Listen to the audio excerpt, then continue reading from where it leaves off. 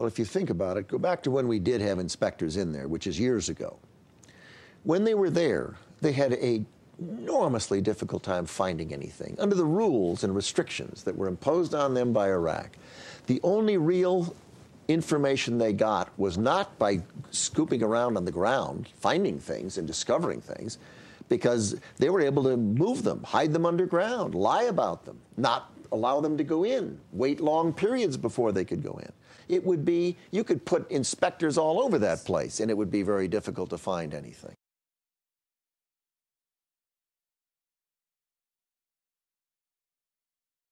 Mr. President, in your speeches now, you rarely talk or mention Osama bin Laden. Why is that? Also, can you tell the American people if you have any more information, if you know if he is dead or alive? Final part here.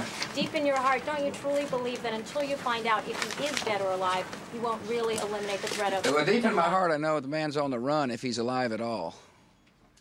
And you know, who knows if he's hiding in some cave or not. We hadn't heard from him in a long time. And the idea of focusing on one person is really indicates to me people don't understand the scope of the mission. Terror is bigger than one person. And he's a person who's now been marginalized. His network is, his host government has been destroyed.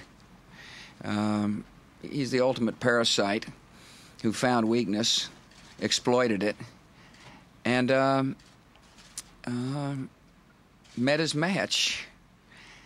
He is, you know, as I mentioned in my speeches, I do mention the fact that this is a fellow who is willing to commit youngsters to their death, and he himself tries to hide, if in fact he's hiding at all.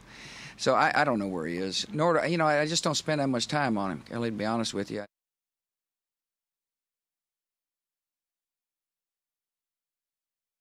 Vice President Cheney said last week that Iraq was once close to producing or obtaining nuclear weapons and said that they're getting close again. What evidence does the U.S. have that Iraq, Saddam Hussein, may be getting close again to obtaining a nuclear weapon? Oh, I think I'll leave that for the coming days and weeks.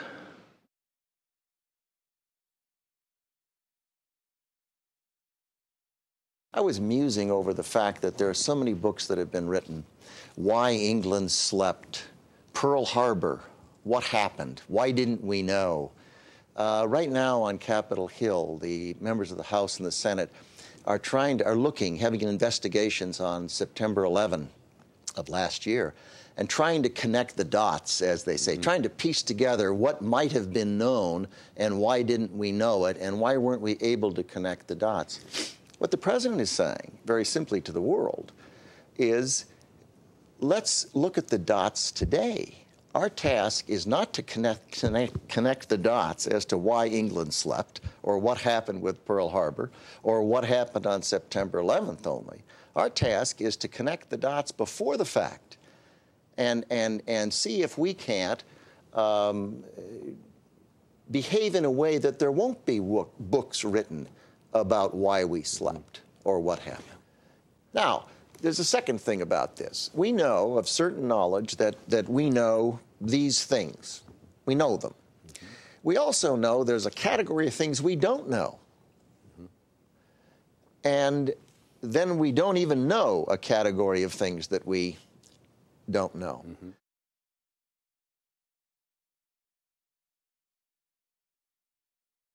The United States has always reserved the right to try and diminish or to try to eliminate a threat before it is attacked. It simply wouldn't make sense to sit and wait to be attacked if you thought that you could eliminate a threat. Let me give you an example from the 1960s. In 1962, we had the Cuban Missile Crisis.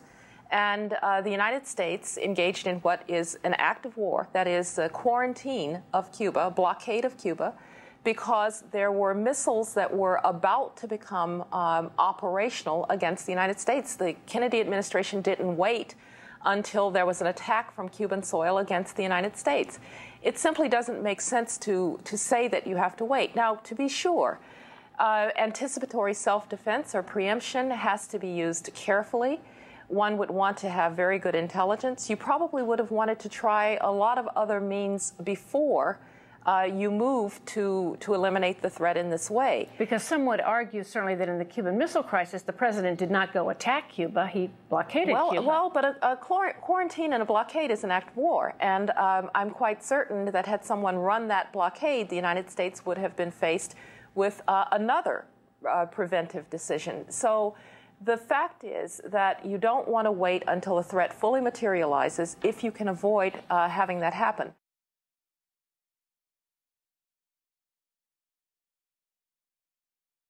It's important for you to know the doctrine I laid out still stands. If you're either with us or you're with the enemy. That's clear. I will continue to make that clear. I also want to remind you that that doctrine that says if you harbor a terrorist, if you feed one of them, you're just as guilty as the killers. And I want you also to remind your youngsters about what this nation did in Afghanistan. Not only did we do what we said we were going to do, which is, I think, important in life, but we sent our troops in not to conquer anybody, but to liberate people.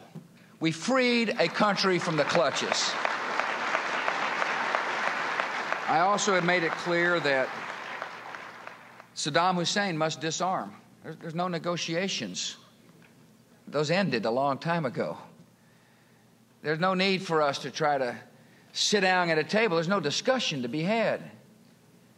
He's got chemical weapons. He needs to get rid of them, all of them. He's got biological weapons. He needs to destroy all of them. There's no doubt in my mind he wants to have a nuclear weapon, and he's got some capacity. I'm not saying he's got one yet, but he's developing the capacity, as we learned right after Desert Storm. He needs to get rid of it. No discussion, no debate, no negotiation. The burden of proof is on Saddam Hussein.